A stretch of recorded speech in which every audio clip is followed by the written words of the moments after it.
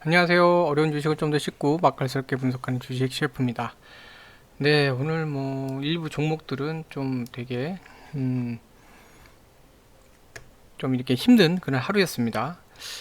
코스피는 오늘 상승을 많이 했어요. 중국 영향을 많이 받아서 상승을 했는데 어제 같은 경우 오히려 또 중국의 영향 때문에 장중이 안 좋았었는데 오늘은 거꾸로 네, 중국 영향을 받아갖고 또 상승을 한 좀 묘한 모습을 보였어요.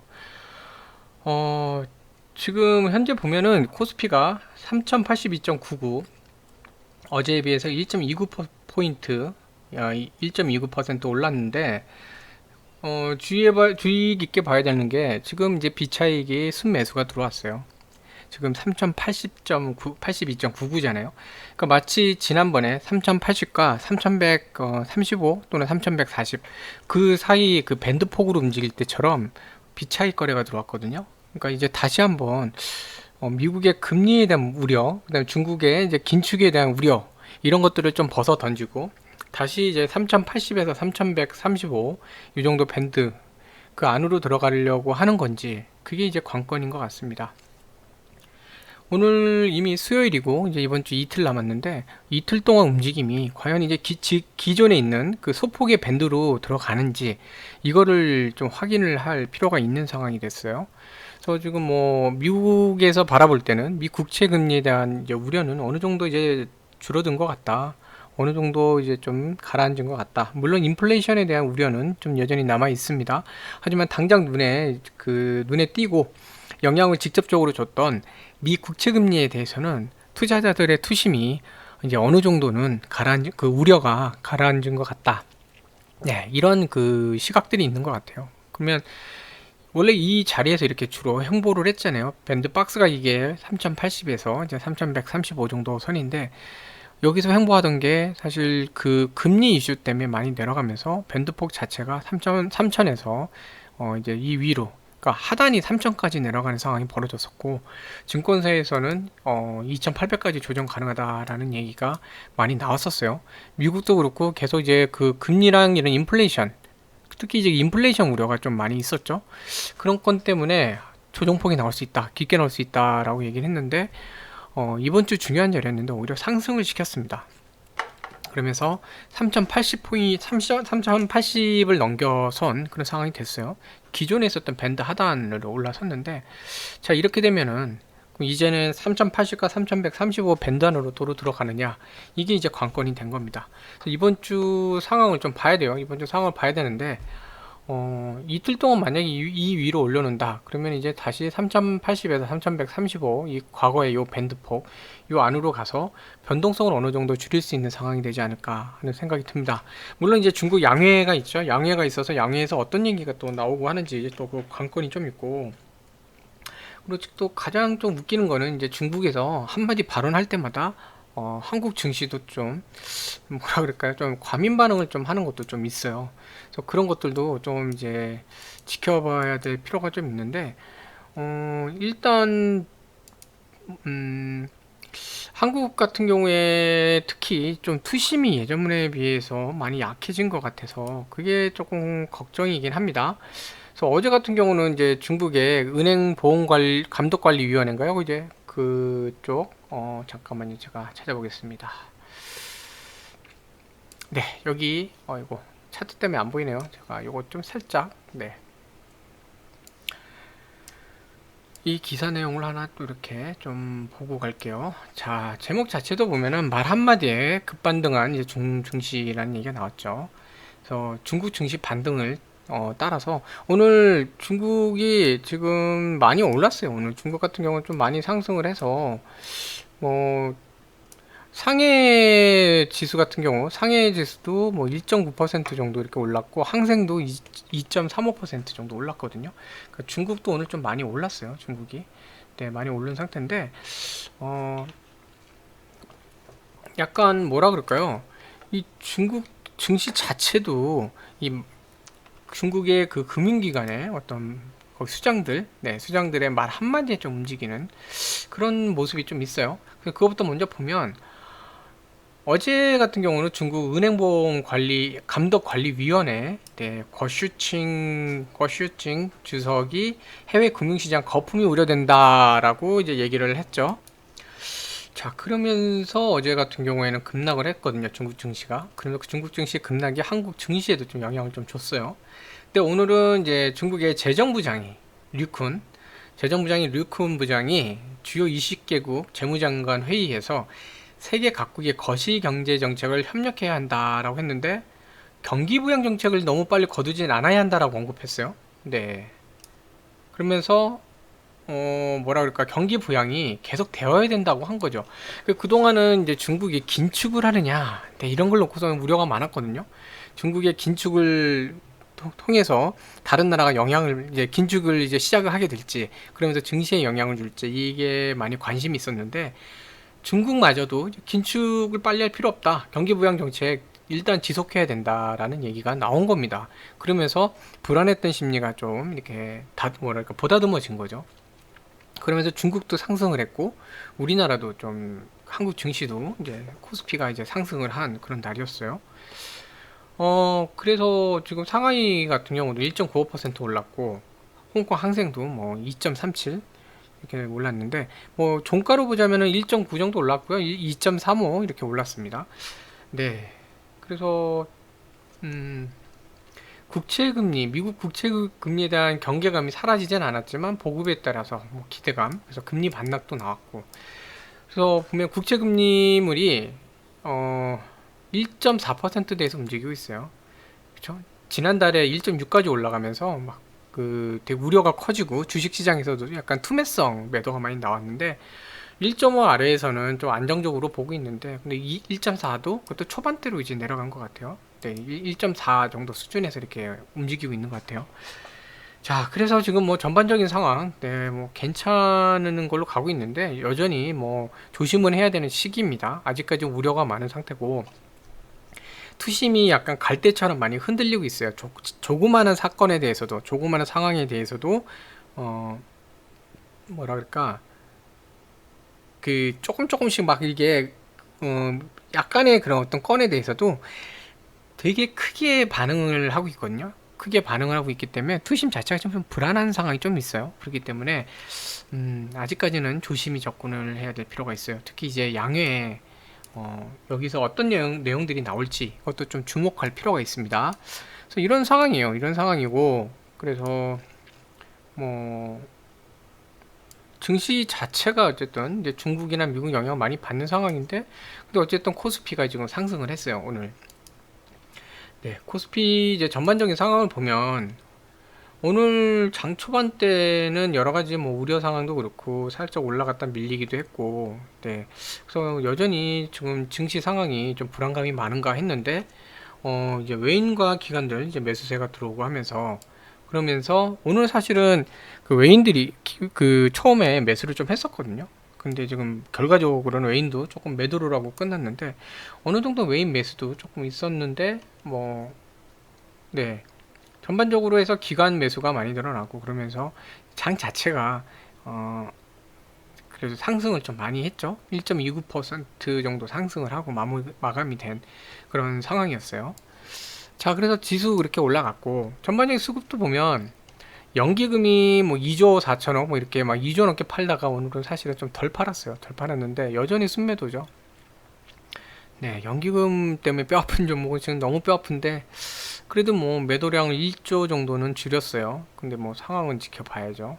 자, 오늘 뭐 주역은 투신입니다. 금융투자입니다. 금융투자가 매수를 많이 해줬죠. 매수를 1조 3천억 정도 네, 하면서 순매수 6,500억 이상 이렇게 매수를 했고 그러면서 기관이 어쨌든 오늘 매수를 많이 주도를 했어요. 네, 외인들도 어제에 비해서는 매도량을 많이 줄인 상태고. 근데 이제 제가 이제 약간 투심이나 유동성에 대해서 조금 우려가 되는 게, 물론 지금은 좀 관망을 해야 되는 시기긴 해요. 그러긴 한데, 개인들이 이제 10조도 안 돼요. 네. 10조도 안 되는 규모로 많이 줄었거든요. 한참 때 막 20조 넘게도 막 되고 그랬었는데, 뭐 매도나 매수나 지금 10조가 안 돼요. 9조도 안 되죠, 사실 지금. 많이 줄었어요, 개인들이. 그래서 이런 것들을 조금 시장의 유동성이 조금 뭐라 그럴까 개인들의 어떤 투심이 지금 많이 좀 지지부진한 상태가 되다 보니까 많이 약해졌고, 예? 지수가 이제 지지부진하잖아요. 그러니까 좀 주식에 대한 관심도가 좀 약간 떨어진 것도 같아요. 그러면서 개인들의 어떤 그 비중이 좀 줄어들고 있는 그런 상태거든요. 그래서 이게 앞으로 어떻게 작용할지도 조금 봐야 됩니다. 뭐 어쨌든 일단 지금 프로그램 순매수가 들어왔는데 기존대로 하자면 3100을 넘어가면서 얘네들은 조금 매도 성향으로 바뀌어요. 네, 그리고 이게 지금 많이 들어온 거가 금융투자가 오늘 뭐 더 적극적으로 매수를 했거든요. 그런 부분도 있는 것 같고, 그래서 어쨌든 네, 오늘 지수는 뭐 잘 움직였죠. 네, 잘 움직인 상황이고요. 네, 지금 SK케미컬은 이것저것 뭐 말씀드려야 되는 게 많으니까 오늘 이제 삼성 엔지니어링부터 가겠습니다. 삼성 엔지니어링 장 종료 공시에서 괜찮은 거 떴죠? 네, 장 종료가 아니라 종료 직전이죠. 3시 8분이니까 이때 장 종료 직전에 뭐 괜찮은 공시가 하나 이제 떴어요. 그래서 뭐 수주권입니다. 수주. 네, 새로 이제 사업을 따냈다는 거죠. 그래서 이 공시 내용을 좀 한번 좀 이렇게 살펴보도록 하겠습니다. 자, 그래서 오늘 이 내용 보면은 이제 사rawak 말레이시아 쪽인데 6천 이게 뭐죠? 포인트가 여기 있는 거죠? 아, 죄송합니다. 이걸로 볼게요. 6,869. 네, 좀 포인트가 살짝 제가 이게 노안인지 안 보여갖고 왜 갑자기 단위가 이렇게 커졌나 그랬어요. 6,869억 원 규모의 공급 계약 체결을 했어요. 자, 이런 거 이제 체결 나오면은 6,869억 전 매출액 대비 10%? 와, 대박이다. 이렇게만 하시면 안 돼요. 실질적인 상황을 봐야죠. 네. 자, 기간 2021년부터 2021년 2월 28일부터 23년 12월 27일. 그럼 따지면 어떻게 되죠? 2년, 그쵸? 2년하고 한 10개월 정도 돼요. 2년 10개월. 2년 10개월이요. 그러면은 2년 10개월이면은 10개월이니까 1년에 12분의 10 하면 얼마나 되죠? 대충 뭐 한 80%, 80 몇 프로 이렇게 될 것 같아요. 그쵸? 그럼 2.8 정도 이렇게 규모가 되지 않을까 싶은데, 자, 그래도 단순 계산을 한번 볼게요. 2년 10개월이니까 10개월은 12개월로 나누면 이제 맞네요. 83% 정도 돼요. 자, 83%니까 대충 2.8 놓고요. 2년 2.8년이에요. 그쵸? 2.8년. 그쵸? 자, 그러면 총 6,829억 원 나누기 2.8. 그러면 2,453. 그쵸? 근데 이게 물론 이제 단순 계산 이렇게 하면 안 돼요. 네. 초도 계약, 그다음 중도 계약부터 해서 여러 가지가 들어가고 이제 그 대금을 받는 거에 따라서 이런 계약 같은 경우, 대규모 계약 같은 경우는 처음에 재무제표상 보면요, 분기나 이런 거 보면은 손실로 잡힐 수도 있어요. 손실. 수주했는데 왜 손실? 이러실 수 있는데, 보통 대형 공사는요, 이런 공사를 진행을 할 때, 먼저 이제 자재, 이런 걸 확보를 합니다. 여기 들어가야 되는 자재 있잖아요. 그런 것들, 어떤 공사를 할 때, 여러 가지 필요한 것들, 네. 어떤 공급 계약이잖아요. 공급 계약할 때도 메탄올 생산 시설에 대한 필요한 것들, 이걸 미리 어느 정도 사야 돼요. 네. 메탄올 생산 시설에 대한 거. 요거를 좀 판매하는 거에 대해서 조금 사야 되거든요. 네. 그래갖고 그거를 미리 재료를 사고 미리 이제 거기에 대한 구매 어떤 오더를 내다 보니까 일시적인 손실처럼 잡힐 수 있어요. 먼저 돈을 내고 그 다음에 이제 고객사한테 돈을 받아갖고 메꾸거든요. 그래서 초반에는 그게 발생할 수 있는데 그 재무제표상 문제인 거지 큰 문제는 아닙니다. 실질적으로 계약이 진행되는 건이기 때문에, 물론 계약이 중간에 이제 부러지면 그 중간에 진행되다가 멈추면 손실이 날 수 있겠지만, 상대 기업이 파산하는 게 아니라면 어쨌든 중도에 이제 멈출 경우에는 거기에 대한 보상도 있어요. 네, 거기에 대한 피해 보상도 있기 때문에 뭐 마이너스 나지는 않거든요, 보통. 네, 근데 처음에는 미리 이런 자재나 재료나 뭐 이런 것들 미리 사는 것 때문에 순손실이 나올 수 있는데, 뭐 그거는 무시하셔도 됩니다. 참고 삼아 말씀드린 거예요. 자, 그래서 제가 일단은 2.8 정도로 이렇게 나눠 갖고 대충 했는데, 여기도 어디 보니까 이 계산했네요. 네, 해서 2,453억 원 정도 했는데, 여기는 1032 날짜로 나눠 갖고 날짜를 다시 계산해서 대단하네요. 이렇게 해서 여기 들어가자면 이제 보세요. 2021년도 실제 반영된 자료를 이렇게 계산을 해야 돼요. 네. 그래서 뭐 대충 이때 2139, 2355, 2355 여기 같은 경우는 계약 비율 처음에 이제 30% 정도 지급하고 중도 이제 34, 마무리 35 이렇게 잡고 있는데 꼭 저렇게 되는 거는 아니고 저도 이제 단순 계산을 한 거고요. 네, 그렇기 때문에 뭐 실질적인 거는 이 계약서가 나오는 걸 봐야 돼요. 초도 금액 얼마로 잡고 하는지, 중도금은 어떤 비율로 어떻게 나누는지. 그러니까 초도, 중도, 그다음에 종료 자금을 보통 3회로 나누지만 여러 회로 더 쪼개기도 해요. 중도에. 그러니까 그런 계약 관계도 봐야 됩니다. 그래서 제일 중요한 거는 그러면 예상치로 대충 저도 이제 아까 2400 단순 계산 나눴을 때 1년에 2453 이 정도 나오죠.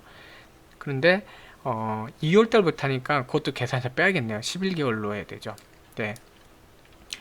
그쵸? 12분의 11 이걸로 해야 돼요. 곱하기 11 나누기 12 그러면 2248억 정도 이렇게 되네요. 한 100억 정도 갭이 생기는데 아무튼 네, 요런 것들 다 계산해 봐갖고 결국 뭐냐면 최소 2천억 네, 대충 2천억 이렇게 따지면 돼요. 2천억 정도는 올해 데이터에 잡히지 않겠나. 네. 그렇게 보는 겁니다. 그래서 이게 직전에 이제 6억, 그러니까 6조 이제 3,673억 정도 되죠. 네, 그러면은 대충 2,200억 정도 잡을게요. 저기 2,159, 2,159로 잡겠습니다. 저기서 뭐 한 게 있으니까. 그래서 6조 3,679억, 그죠? 나누면 그래도 뭐 직전에 그 전체 매출 에 비해서 3%, 3.4%죠. 반올림하면 3.4% 정도 이렇게 되는 겁니다. 아이고. 뭐 잘못 눌렀네요. 그러니까 뭐 매출 규모의 한 번에 3.4% 정도 이렇게 나오고 하는 거니까 양이 그래도 꽤 많은 거죠. 그러니까 괜찮은 뉴스가 나왔습니다. 이런 게 나오다 보니까 오늘도 어느 정도 주가는 이제 상승을 하고 끝났어요. 뭐 크진 않아도 1.17% 이렇게 상승을 했고 금융투자 네 오늘 또 매수를 많이 했죠.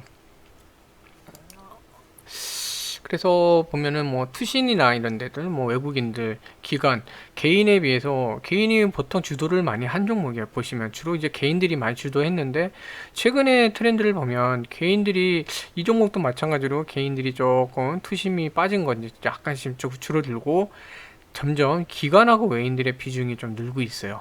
네. 자, 기관하고 외인들이 늘고 있다는 거는 좀 중장기적으로 뭔가 건들이 있을 수 있다. 상승의 여지가 있다.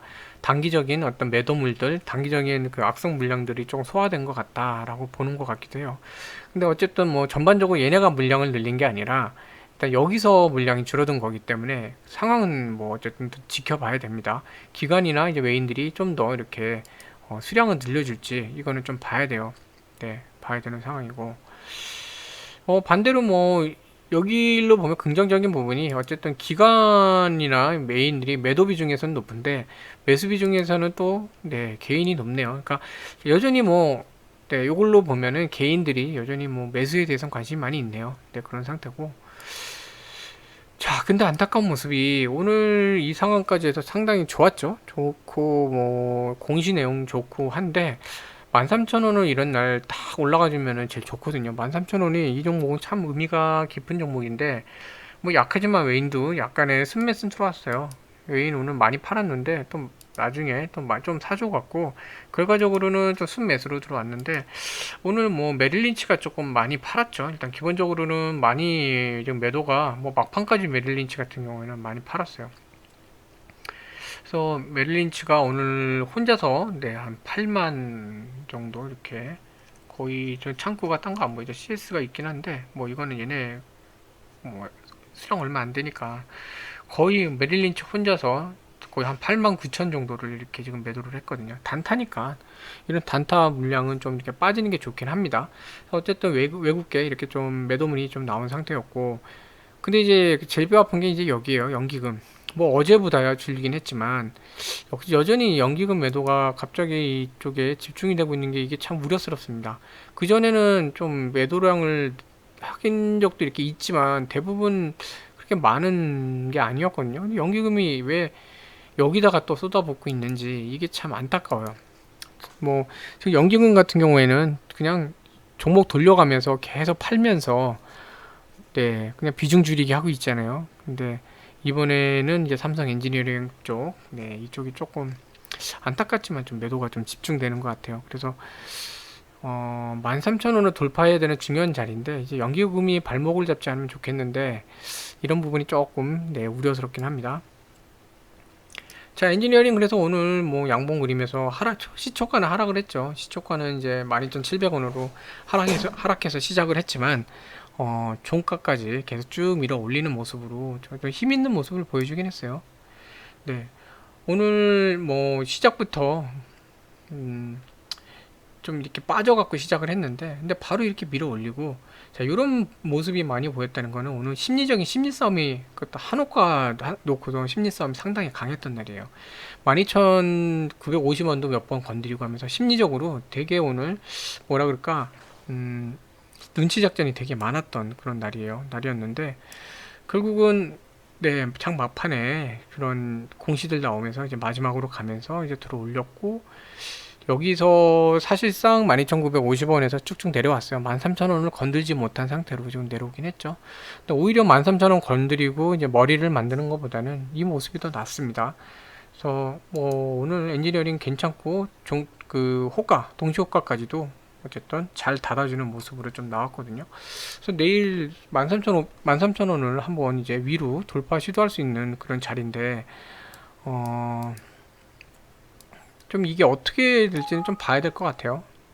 이거 갑자기 왜 삭제가 나오고 봐야 될 것 같고 제가 이제 어제 설명드리면서 그 말씀드렸잖아요. 이제 이런 건 내려왔을 때 몸통 안으로 숨겨지는 양봉이 나와야 된다 그랬는데 양봉도 잘 나왔고 이렇게 되면은 추세가 그렇게 꺾이지는 않았거든요. 꺾이지는 않았고 내일 아마 13,000원 돌파하는 시도가 나올 텐데 연기금이 어떻게 할지가 그게 좀 관건이긴 하네요. 연기금이 오늘처럼 매도를 내보내서는 돌파해도 밀려날 수도 있거든요. 그래서 단기간으로는 이 시초가 얼마였죠?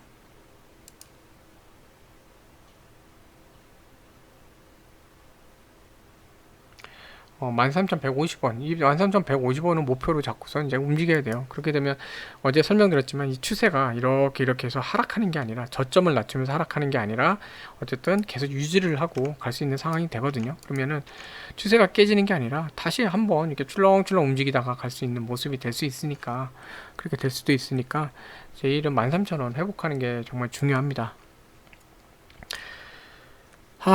자, 저 오늘 하드죠. 이 뉴스까지도 좀 악성으로 좀 나와오고 있어요. 프레스가. 오늘 장중에는 그래도 조용했었는데 장 종료 후에 보시면 좀 뉴스가 약간 악성으로 좀 이렇게 내보내고 있어요. 악재 이러면서 좀 똑같은 거 아닌가요? 똑같은 걸 왜 인포스탁은 두 번을 올리면서 10분 간격으로 계속 올리네요. 인포스탁. 하락을 원하는 거죠. 뭐 저기는.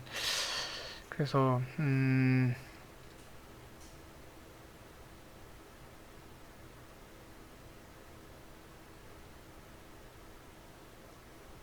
뭐 여러 가지 지금 이 46만 원 대비는 24%로 많이 빠졌죠. 좀 많이 빠졌는데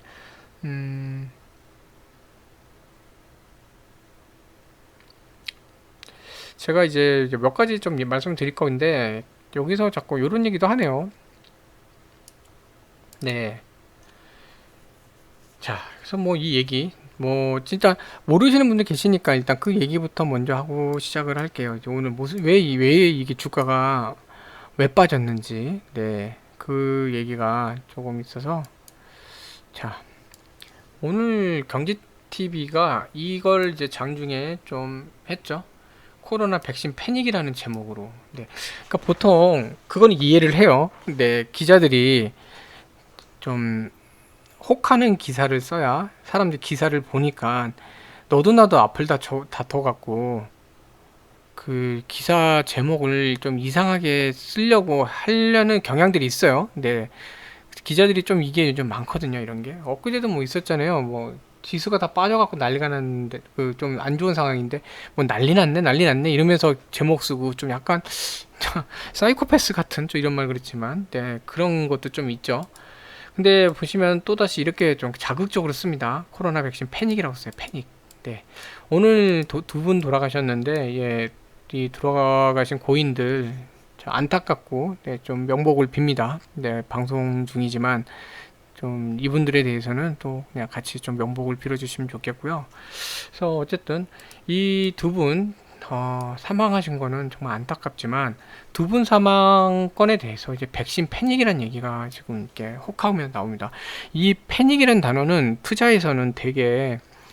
시장에서는 되게 꺼리는 표현이거든요. 그거를 아무런 꺼리낌 없이 이제 여기다가 써버린 거죠. 패닉. 네.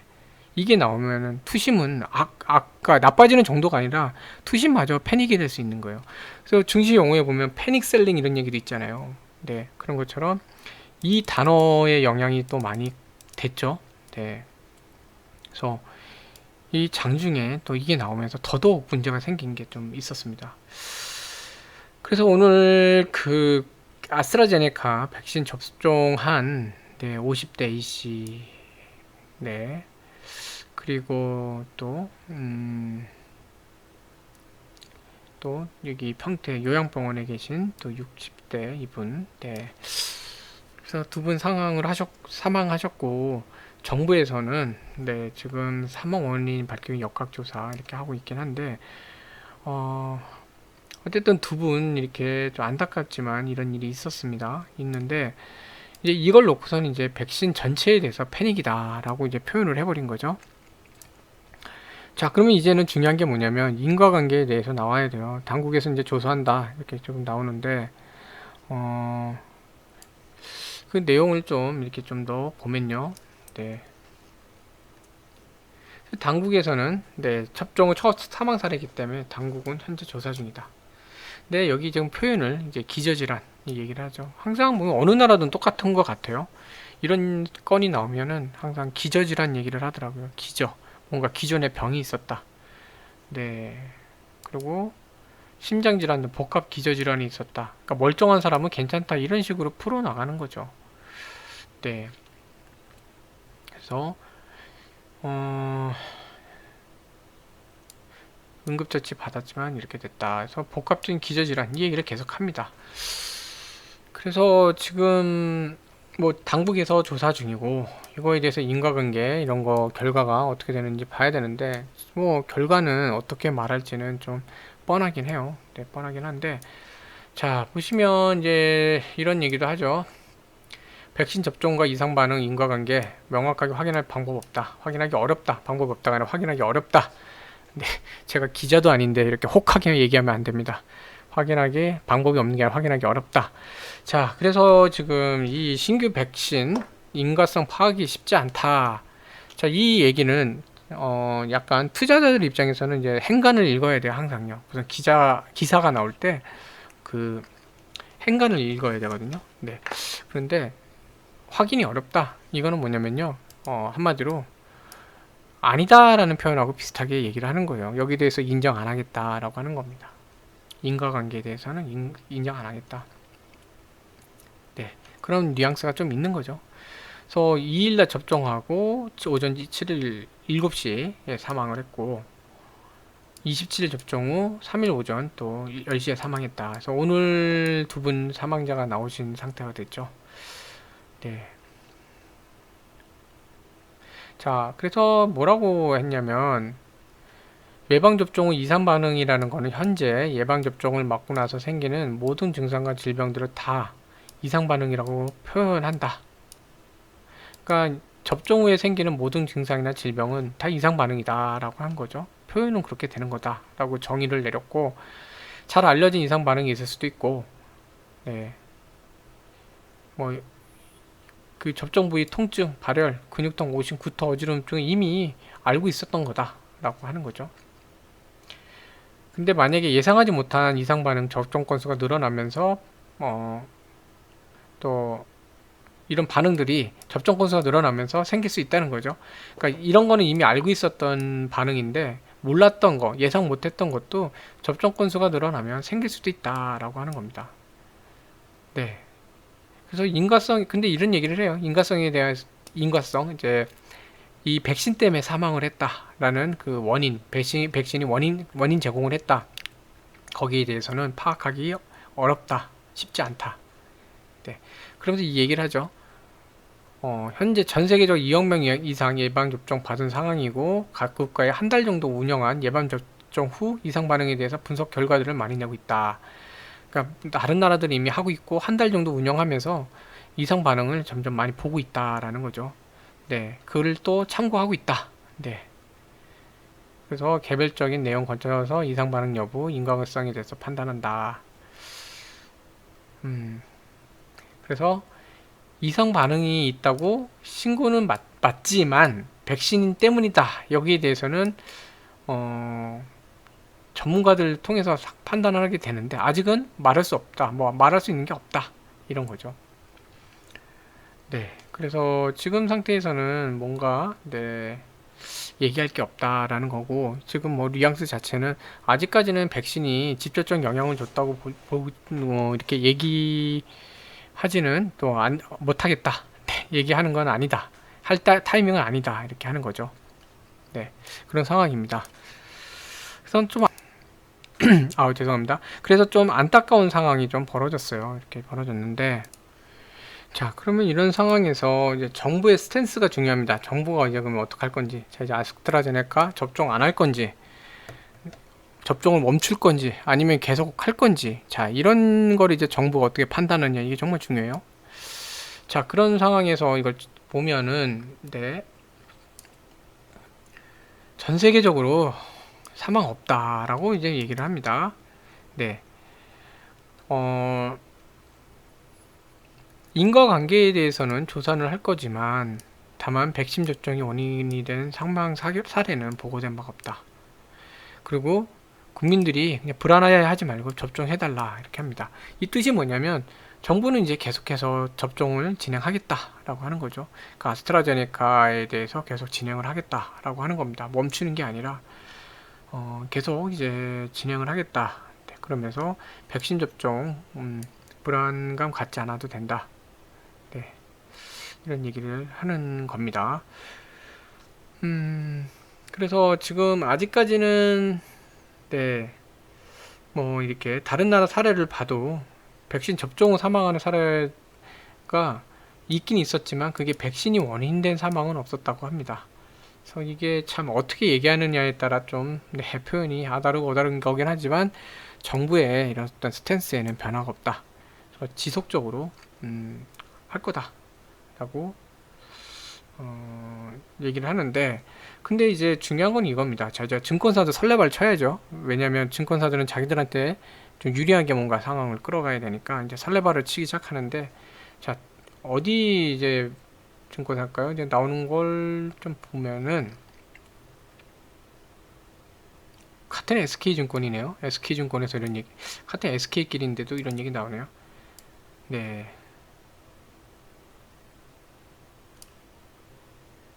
그래서 여기는 기존이죠. 네, 기존에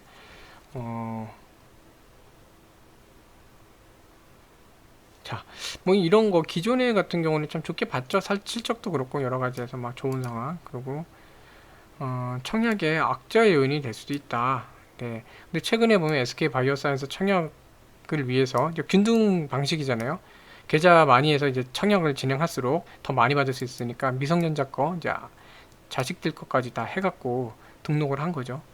네, 그렇게 해서 한 건데, 사망자 나오는 것에 따라 청약에는 악재가 될 수 있다라고 이제 하는 거거든요. 근데 이게 결국은 이제 중요한 건 뭐냐면 이게 정말로 이 기업의 실적에도 영향을 주느냐 이게 좀 판단이 필요해요.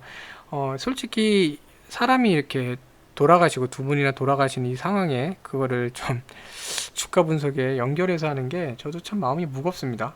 예, 사람이 어쨌든 목숨이 좀 그렇게 누군가의 어쨌든 소중한 가족이 고인이 되신 상황에서 이걸 바탕으로 해서 이제 어쨌든 이런 주가 분석하는 게 좀 안타깝긴 하지만 그래도 투자자분들이 계시니까 또 오는 상황에 놀라신 분들이 많으니까 그냥 이렇게 투자 관점에서 좀 정리를 좀 해볼게요. 그래서 이걸 좀 하나 말씀드리고 싶은데 증시에는 항상 이슈가 있습니다.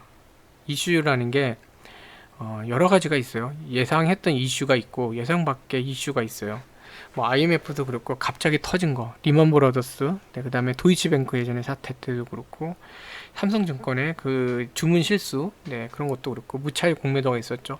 다양한, 네, 그런 게 있어요. 갑작스럽게 외부에서 발생해서 충격을 받는 환율 문제, 미중 무역 전쟁, 뭐 유가, 코로나 이런 것들 다 외생 변수라 그래서 외부에서 갑자기 발생하는 그 문제점이에요. 다양한 이슈들이 또 많이 발생합니다. 자, 그러면 이슈가 발생했을 때마다 사실은 그런 이슈가 발생하면은 투자자는 더욱더 냉철해야 돼요. 이성적이어야 되고 감성적이 되면 안 됩니다. 원래 이런 이슈가 발생하면 되게 감정적이 되거든요. 근데 더더욱 이성적이 되고 로봇처럼 냉철해야 돼요. 네. 왜 AI 프로그램으로 매매하는 걸 얘기하겠어요? 모든 상황에 대해서 냉철하게 정말 원리 원칙대로 이렇게 접근하잖아요. 그렇기 때문에 이럴 때일수록 냉철해야 되는데 어, 일단 최악의 시나리오들을 쭉 나열을 한 다음에 그게 발생 가능성이 있는지 없는지를 체크를 하는 방식을 쓸 수가 있어요. 저도 이제 이런 방법을 많이 쓰거든요. 그래갖고 정말 현재 이슈 레벨이 어느 정도인가, 그리고 이게 개연성이 어느 정도 있고 얼마 정도의 영향력이 있는가를 파악하는 겁니다. 그래서 이렇게 대응을 하는데 제가 일단 정리를 해봤어요. 위에가 제일 이슈가 큰 겁니다. 제일 안 좋은 거예요. 가장 나쁜 경우, 그 다음에 점점 덜하는 거거든요. 가장 나쁜 경우부터 이제 보는 거예요. 자, 첫 번째, 아스트라제네카 사용 불가입니다. 지금 최근에 SK케미칼 주가도 그랬고, 바이오사이언스에 대한 어떤 그 바이오사이언스 상장에 대해서 관심도도 그랬고, 그 모든 게 여러 가지가 있어요. 지금 CMO도 그렇고 여러 가지가 있지만 기본적으로 맨 앞단에서 보였던 거는 아스트라제네카 위탁 생산이었잖아요. 그 SK 바이오사이언스 같은 경우는 이것 말고도 뭐 노바백스도 있고 다양한 그러니까 코로나 말고도 다양한 것도 있고 여러 가지 많잖아요. 그리고 SK 케미칼도 사실은 아스트라제네카 영향력은 그렇게 크지 않아요. 다른 것들이 더 훨씬 많은 그런 기업인데 매출 규모 봐도 그렇고요. 근데 어쨌든 시장에서는 아스트라제네카하고 네, 엮어서 많이 있었죠. 그러면은 제일 큰 이슈, 당장의 투신과 관련된 이슈는 뭐냐? 아스트라제네카 접종을 중지하는 겁니다. 그러니까 이제 안 하는 겁니다. 아예 없던 걸로 하는 거예요. 네, 여러 가지 이유가 있겠죠. 뭐 정부에서 하지 마라. 그러니까 오늘 이제 정은경 그 단장님 발표한 거에 뭐 계속 맞아달라가 있었죠. 그러니까 정부에서는 그러지는 않을 것 같아요. 근데 예를 들어 정부에서 아스트라제네카는 이제 우리가 제외하겠다 이러면 끝나는 거거든요. 근데 지금 정은경 단장님 그 얘기 보면 계속 하겠다는 얘기예요. 그건 없어요. 두 번째가 뭐냐? 국민들이 지금 나는 아스트라제네카 못 맞겠어. 겁나. 자, 이런 상황이 벌어지는 거예요. 거부죠, 거부. 거부면 뭐죠? 아스트라제네카에 대한 수요가 없어지는 겁니다. 자, 이런 상황이 벌어져. 정부가 그만두던 아니면 국민이 거부하던. 그래서 불가가 돼요. 제외가 되는 거죠. 이러면 뭐죠? SK 바이오사이언스나 케미칼도 그렇지만 그 앞단에서 눈에 보였던 아스트라제네카 사용 불가되면요. 완전히 이거는 박살이 날 수 있어요. 공모도 엉망이 될 수 있고 완전히 끝장난다고 보면 돼요. 기대가 하락되고 증권사에서는 아까도 뭐 비슷한 이상한 얘기들 나오는 것도 있잖아요. 뭐 악재가 될 수 있다 이런 얘기 막 쓰는데 증권사도 호평을 할 거고 공모가 네 지금 SK 바이오사이언스 공모 이제 내일하고 모레 시작하는데 거기서 공모가 하락할 수도 있어요. 하필이면 또 하루 전날이라 좀 이슈가 되긴 하지만 어쨌든 하락 제시를 할 텐데 그러면 이게 그 정도로 사용을 이제 뺄 정도의 상황인가? 첫 번째, 지금 한국이 확보하고 있는 백신 양이 많지가 않아요. 이거 빼버려서는 안 될 상황이고, 두 번째, 국민들이 그렇다고 지금 이 사망권에 대해서 안타까워하긴 하지만 대규모로 접종 거부 운동할 그런 상황도 아닌 걸로 보입니다. 결국은 뭐 맞는 거는 또 맞고 안타까운 건 안타까워 이런 상황이 되지 않을까. 자, 그럼 1번은 지워요. 1번은 아닌 것 같아요. 2번, 자, 접종 중지. 원인이 파악되기 전까지는 일단은 멈추겠다. 나중에 추가 접종하더라도 멈추겠다. 접종 중지. 근데 뭐죠? 계속 접종해 달라고 하잖아요. 네. 접종 중지가 나와도 단기간 어떤 물량이 멈춰 있어야 되고 보관 비용도 올라가고 그리고 이게 보관을 했을 때 정말 문제가 없는지 이것도 뭐 상하거나 그리고 아스트라제네카 또 보관에 대해서도 뭐 잘해야 되잖아요. 이런 백신 종류도 화이자보다는 뭐 덜하겠지만 얘도 잘해야 되는데, 그러면서 백신이 뭐 상한다 그래 표현해야 되나? 그게 안 생기게 해야 되니까 이런 데는 그냥 창고가 아니라 뭐 냉장 창고인가 뭐 이런 데서 무균 창고 뭐 이렇게 해서 비쌀 거예요. 거기에 보관해야 되니까 비용도 올라갈 거고. 그러니까 단기적으로 어쨌든 기업의 영업 상태가 안 좋아지니까 증권사에서는 공모가 하락 제시할 가능성이 있죠. 근데 여기는 뭐 거의 뭐 공모 자체가 힘들어질 수도 있는 상황인데, 이거는 이제 하락 제시 밴드 폭에서 뭐 하단, 네, 하단으로 이제 놓고 가는 그런 것도 생길 수 있어요. 그래서 기간에 따라서 이제 상장 후에도 지속된다 그러면 상장 후에도 SK 바이오사이언스의 실적 부분에 대해서 안 좋을 수 있죠. 그럼 SK 그 바이오사이언스 주가가 안 좋게 흐를 수도 있어요.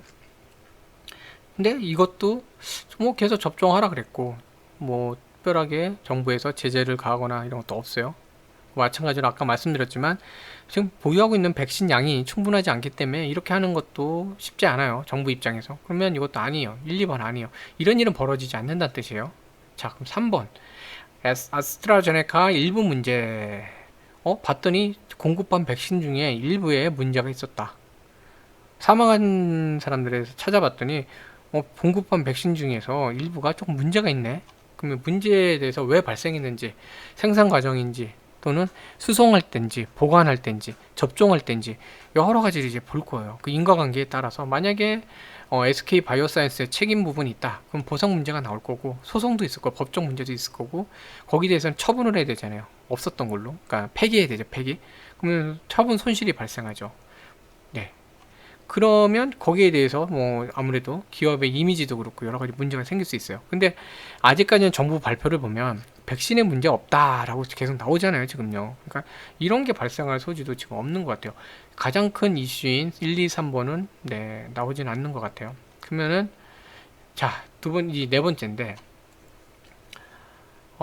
단기적 문제, 재발 방지. 단기적 문제라는 게 어떤 접종 방식의 문제라던가, 아니면은 어떤 기저질환 환자에 대해서는 뭐 어떻게 해야 되는데 그거를 잘 몰랐다던가, 이런 걸 이제 단기적으로 발생하는 문제예요. 그러니까 실제로 이제 어떻게 개선을 하면 괜찮은 문제인데 단기적으로만 이제 발생한 거고, 거기에 대해서 이제 재발 방지책을 통해서 이제 개선해 나가면 되는데, 이 재발 방지를 위한 어떤 비용이나 기간이 생길 수 있죠.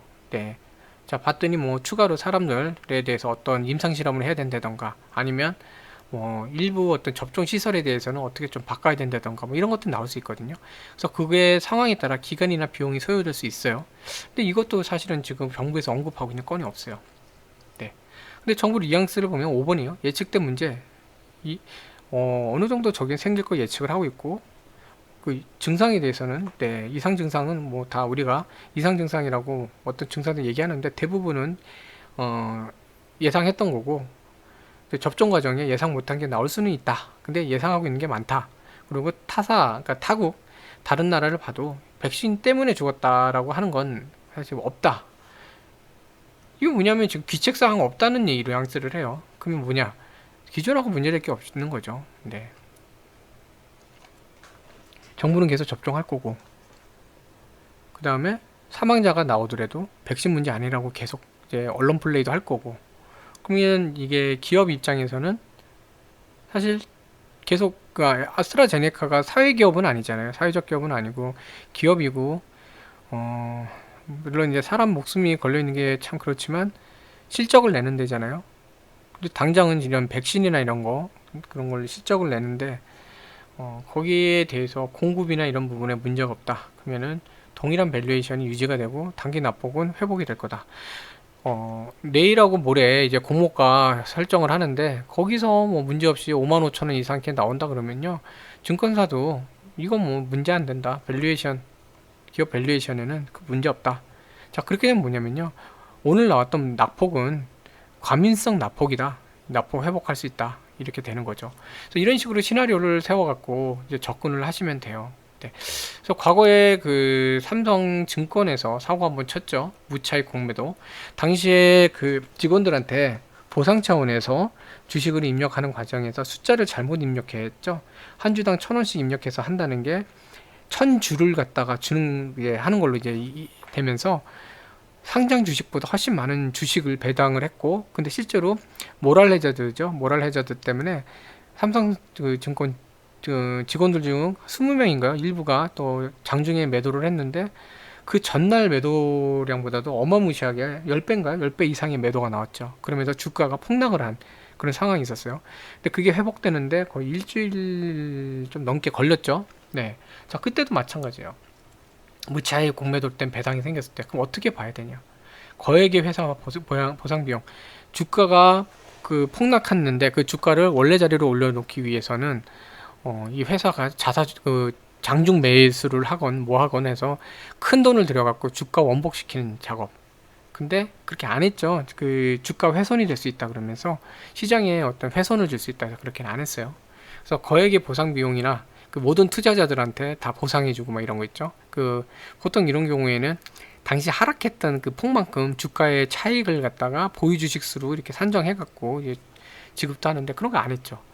회사 이미지 타격? 의외로 삼성증권 이미지 별로 타격 안 받았어요. 모럴 해저드에 대해서 국민들이 청와대 청원도 그렇고 뭐 이렇게 시위도 1인 시위부터 피켓 시위도 하고 있었지만 의외로 대외적인 이미지 타격이 별로 없었어요. 영업 중지도 안 당했죠. 대규모 고객 그 계좌 해지 그런 것도 없었어요. 그러니까 이런 거 사실 봤는데 당시 그런 게 별로 없었습니다. 보상금? 네, 보상금도 사실 크게 뭐 보상이 뭐 주주들한테 보상을 어느 정도 하겠다 했지만 회사 그 경영에 문제될 정도의 큰 보상금도 없었어요. 그리고 금융이나 금감원에서 회사에 대해서 뭐 여러 가지 뭐 단기간 영업 정지라던가 이런 것부터 여기 영업 중지는 그 아예 삼성증권을 증권업이 못하게 하는 거예요. 근데 그건 아니었죠. 근데 여기 영업 정지 그 일시간 뭐 영업 정지부터 뭐 그런 얘기도 검토가 좀 되긴 했었죠. 근데 했는데 거기에 뭐 대표이사 사임부터 여러 가지 막 했는데 논의는 뭐 여러 가지 나왔지만 실질적으로 크게 징계를 안 했어요. 고객이 또 여기 대규모지만 어느 정도 또 많은 고객 계좌 해지 그것도 아니었거든요. 이번도 아니었습니다. 투자자 보상 투자한 사람들한테 다 보상금 지급하고 일부 담당자 사법 처리 일부 고객 해제 3번 정도에 이렇게 좀 있었죠. 사실 그때 초창기에 시작되자마자는 이런 정도 있었어요. 일부 담당자들에 대해서 어떤 형사 고소부터 이런 게 있었고 투자자들에 대해서도 일부 보상을 하겠다. 그리고 일부 고객들의 경우는 모랄 해제도 못 믿겠다고 해지가 있었죠. 요거 그 3번 정도 수준이 있었거든요. 네. 근데 시간이 지날수록 여기도 결국은 그 사법 처리됐던 사람들도 다시 뭐죠? 집행유예가 됐나 뭐가 됐나 그래갖고 다시 나오고 어떻게 끝나갔어요. 그러니까 추가로 이제 고객 이탈도 그렇게 많지 않고 그 다음에 여기에 대한 비용이 생각보다 크지 않으니까 일시적 문제 그리고 회사 영업활동과 무관한 상황 그 리스크가 아주 컸었는데 일로 내려가는 상황이 벌어졌어요. 그러니까 어떻게 됐죠? 주가가 이렇게 쭉 폭락을 했었는데 그 주가가 다시 이렇게 올라가는 모습을 보여줬습니다. 그래서 당시 이 무차익 공매도 사건이 벌어지면서 삼성증권이 이렇게 폭락을 했어요. 주가가 완전히 이렇게 폭락을 했고 이렇게 계속 이렇게 하다가 점점 여기서 원래 이 정도 단계에 있었거든요. 근데 여기서 이렇게 가고 그 다음에 또다시 이렇게 오고 사실상 이 상황으로 거의 마무리가 됐죠. 관련자들 사법 처리 형태로 가는 것처럼 가다가 결국은 뭐 다 나오고 뭐하고 뭐 어떻게 됐고 내부적으로는 물론 이제 해고 처리, 감봉 처리부터 여러 가지 있었지만 대외적으로는 별로 그 문제가 없이 끝났어요.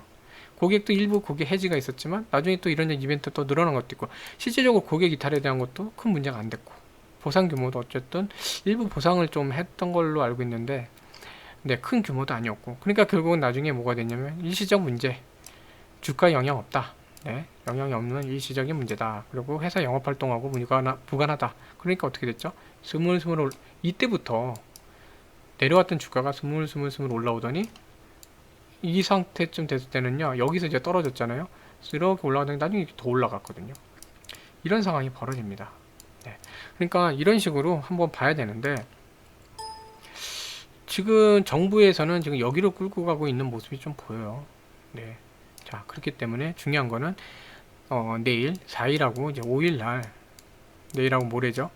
이 5일날 이제 수요 예측을 하면서 공모가가 여기서 나오거든요. 그러면 이제 공모가가 얼마인지가 제일 중요해요. 네, 제일 중요한 거는 지금 현재에서는 제일 중요한 거는 공모가 확정이 제일 중요합니다. 네, 공모가. 이게 얼마가 나오느냐에 따라서 중요해요. 공모가가 어느 정도 나오면요. 만약에 증권사에서 그럴 거예요. 이거 청약할 사람들이 이 아스트라제네카 이슈 때문에 좀 덜 할 것 같은데, 이거 아무래도 이거 공모가 제대로 마음대로 안 될 것 같은데, 이거 가격이라도 낮추지 않으면 힘들 것 같아요. 이런 식으로 나오게 되면 공모가가 다운되겠죠. 다운된다는 건 뭐냐? 어느 정도 이슈에 대해서 인지를 한다는 거예요. 그러면은 5번으로 정보는 끌고 가지만 어떤 문제성에 대해서는 이쪽으로도 이제 리스크가 올라갈 수 있다는 거죠. 근데 공모가 자체를 한 중간 정도 한 5만 5천 원, 제가 볼 때는 5만 5천 원 정도 좀 보이긴 했었는데 그 아이고 근데 이제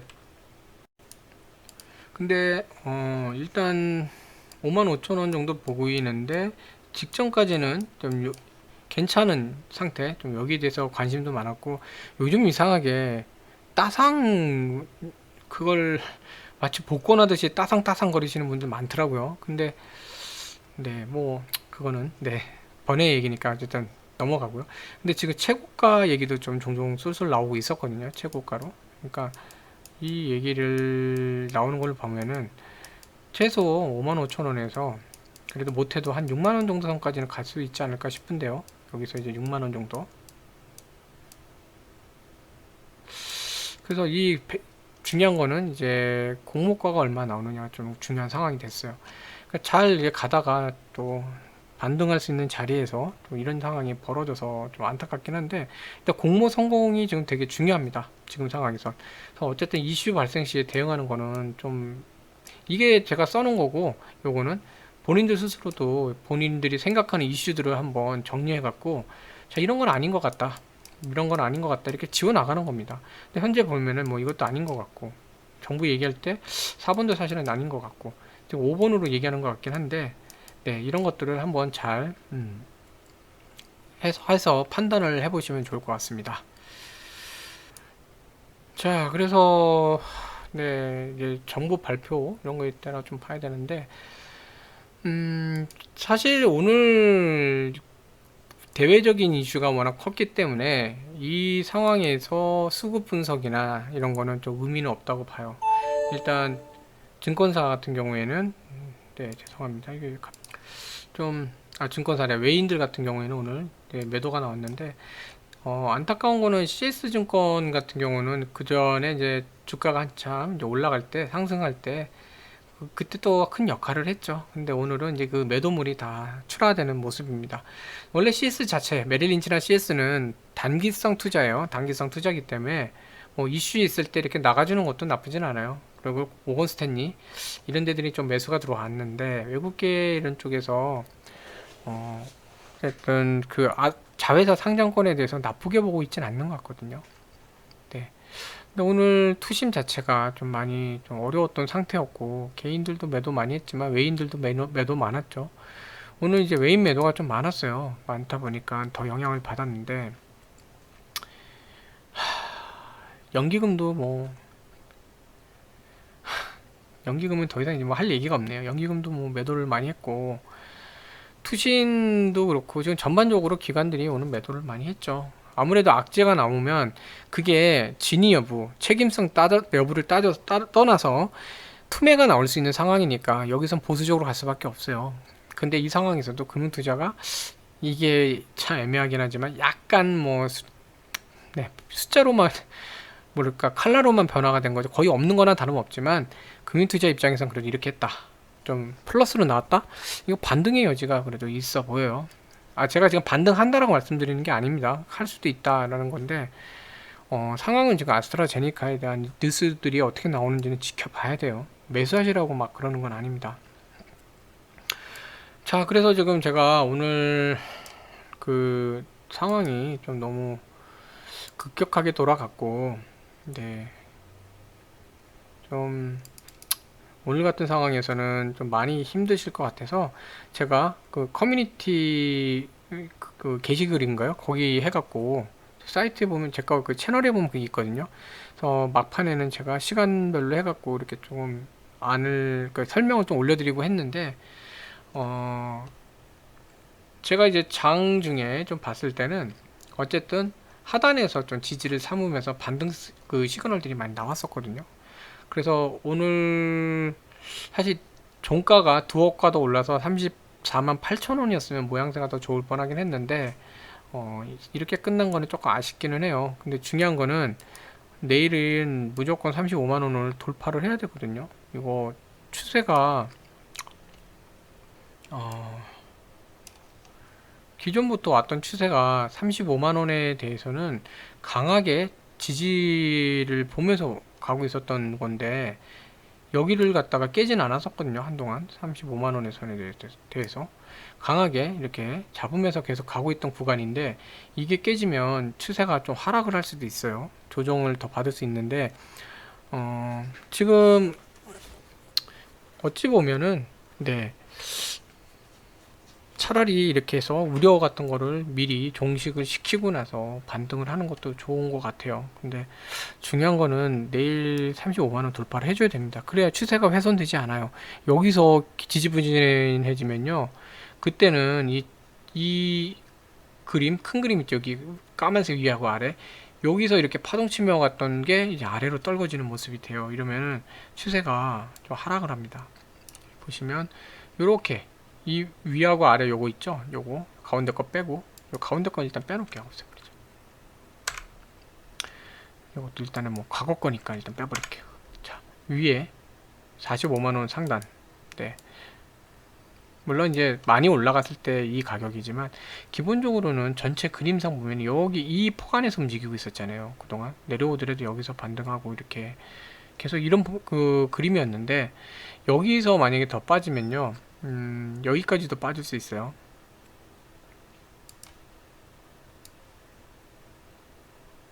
(30만원) 정도 되네요. 거의 한 30만원 조금 하단. 근데 여기까지도 지금 거의 뭐 대충 한 30만원 선 정도 될 것 같아요. 근데 여기까지도 지금 빠질 수가 있거든요. 이런 상황이기 때문에 내일은 좀 이 반등세가 상당히 중요합니다. 35만원.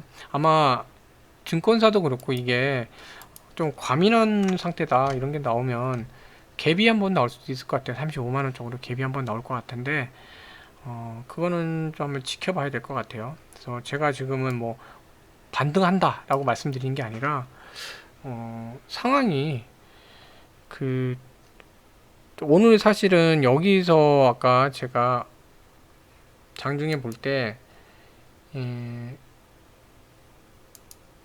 여기에서 이제 무너졌으면요.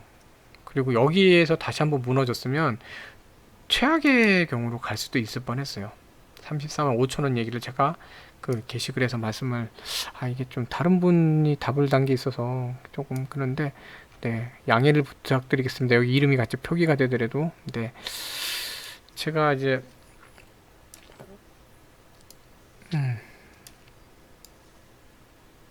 장중에 이제 이런 걸 좀 올렸었어요. 올리면서 그 마음이 좀 급하실 것 같아갖고 이 접종자 3원권 때문에 지금 주가가 했는데 34만원 5천원 얘기를 드렸었거든요. 네, 이게 정말 중요한 자리였고 오늘 사실 35만원 회복해야 되는데 뭐 2% 부족하지만 내일 한번 좀 봐야 될 것 같고 그런 상황인데 34만 6천원에서 계속 반발 매수랑 네, 반등 시그널이 많이 나왔었거든요. 네, 그래서 이런 것들이 좀 봐서는 내일 그래도 한번 갭 작업을 한번 할 것 같기는 해요. 그게 성공하느냐 이제 문제인데 아무튼 아까 말씀드리는 게 이거였는데 여기서 무너졌거나 이 자리에서 무너졌으면 오늘 주가는요 정말로 이제 그 정말로 힘든 상황이 될 뻔했어요. 추세가 완전 전환되는 네, 이 그래프 자체가 완전히 전환되는 상황으로 갈 뻔했는데 다행인 거는 그나마 이거를 좀 전환을 시켜놨거든요.